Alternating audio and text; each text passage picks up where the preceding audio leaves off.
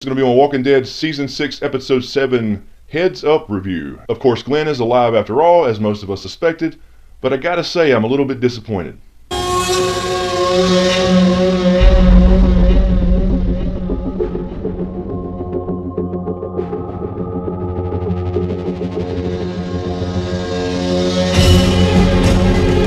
Alright, so I'll get to Glenn in a second because I'm not such a fanboy of these shows that I can't criticize them. I know there's a lot of YouTube channels out there who do these show reviews and recaps and that type of thing and just, oh, it was great, it was awesome, it was fucking wonderful, and you know, yeah, it's a great show and I love these shows. But I'm not such a fanboy that I'm not going to say when something's stupid. So I'll get to Glenn in just a minute. So let's quickly recap the rest of it. It's pretty straightforward, and I'll come back to the dumpster in the room. I'm sorry, the elephant in the room. So we'll skip the beginning right now and kind of go in a non-linear fashion this week just for the sake of this Glenn discussion. So we'll start off with the part where Rick is walking around Alexandria.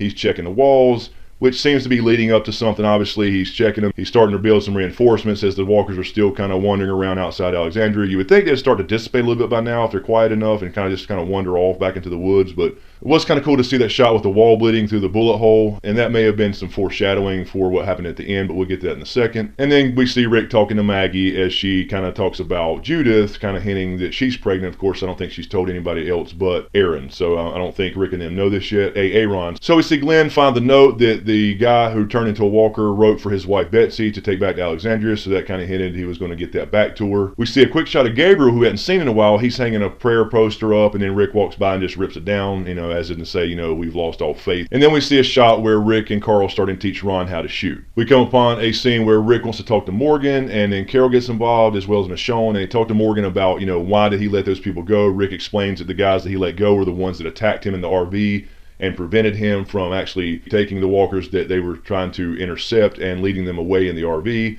So Morgan basically says that he's struggling with that decision. He's still not sure if he believes the whole life is precious, don't kill anybody shit that he learned from his mentor Splinter. So he's clearly still conflicted about it. And then it keeps showing this house cracking and falling apart that's on the outside of the fence, so we kind of knew what was coming. Shows a quick shot of Deanna coming up to Rick and Michonne, giving them the new plans for the expansion, saying that she's kind of ready to live again and ready to face this threat and go ahead and continue with the plans with the Alexandria expansion project. And then we see Rosita teaching these people how to fight with a knife or machete, or I guess a bladed weapon, and gives a hell of a speech to Eugene about being scared because he's a big.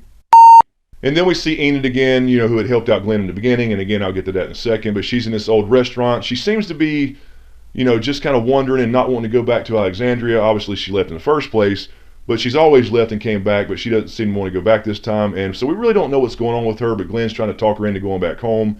She pulls a gun on him, saying, get away from me. He takes it from her and gets her to eventually go back with him to Alexandria. I don't think at this point she's really working with the wolves. Perhaps she's working with the new group that we're about to see, the Saviors or something like that, or at least has been involved with that group before. We really don't know what's going on with her, but something's up with her. But I'm not sure if it is as significant as we thought it was before, where we thought, you know, she's working with the wolves. She seemed to kind of come around towards the end of the episode when they got back to Alexandria. So, and then we see this little bastard Ron. He's still holding this grudge. He's pretending to be a nice guy, and he sneaks into the armory to get some bullets for the gun that Rick had given him. And then we see Glenn and Enid arrive at Alexandria and see all the walkers around the area. So they had those balloons that they had for the big zombie migration plan, and they had filled those up with helium to create some kind of distraction. And then this idiot Spencer has this ninja grappling hook that apparently he bought at a flea market at some point. It somehow slung it across to a building outside of the gates and tried to escape with his weapon to go and apparently be a hero and grab a car to lead the walkers away. Well, he about dies, and Rick ends up saving him. He gets pissed off, and of course this is a Ricktatorship, so he's like, if you have a plan, you come to me with it. I'm not sure he was thinking, but then again, it kind of showed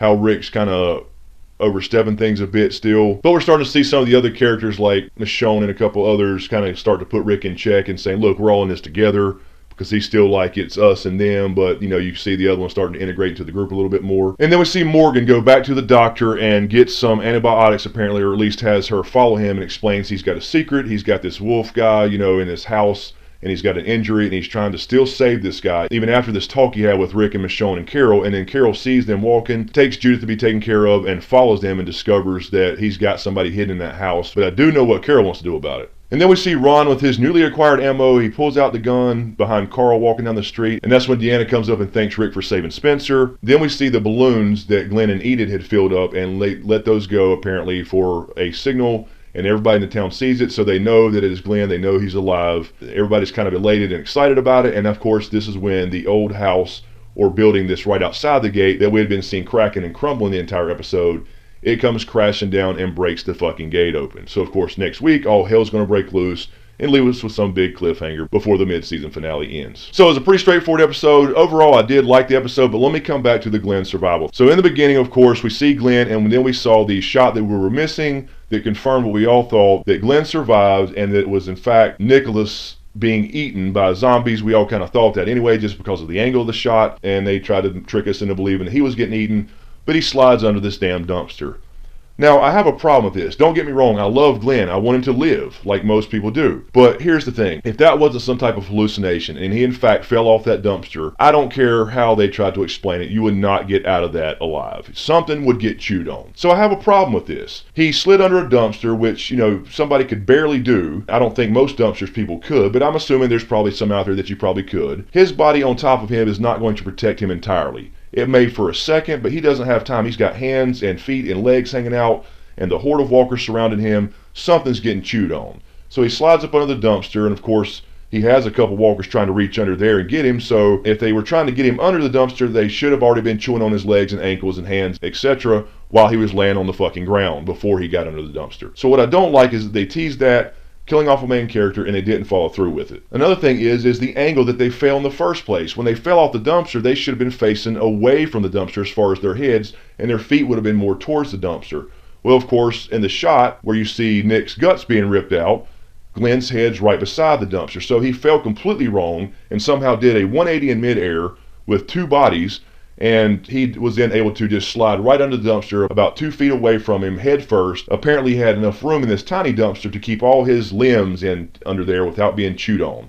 So apparently he just waited this thing out, had a little bit of water, waited for all the zombies to kind of disappear. It's odd to me that they would just kind of disappear knowing Glenn's under that dumpster alive, but they still hang around this fucking gate around Alexandria and won't just kind of shuffle off back to the woods. So I gotta say, AMC screwed up here. If you're going to have a character die, have them die. Don't tease it like that and then make an impossible situation possible by having him slide under a dumpster. Something has to get chewed on in that situation. I could see him getting under there.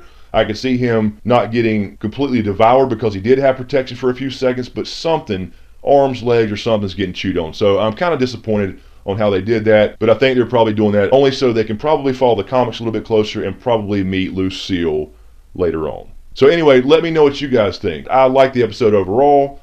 I like where it's going, but I don't like that they have a main character there. They tease killing him off, and then they make the impossible possible by sliding under a dumpster without a single scratch or bite or whatever, and I just don't buy it. So anyway, guys, let me know what you think. Are you happy with the episode overall, and are you happy that they kind of teased Glenn dying and then let him live when there was a seemingly impossible situation to get out of? I understand the whole suspension of disbelief. After all, this is a show about a zombie apocalypse, but that's a whole different story. I mean, this was a situation where something's getting bit. So let me know what you think in the comments below. Have more videos coming. In the meantime, you can click here for the History of the Jedi video. I did part 1 and 2 of that. They're both published, so check those out. And also you can click here for the last Game of Thrones Q&A I did, where I talk about several topics, including Bran's visions in Book 5 of Dance with Dragons. So check those out. Let me know what you think. Thanks again, you guys, for everything. I appreciate all the support. Be sure to subscribe to get everything. Thanks for watching, and we'll see you next time.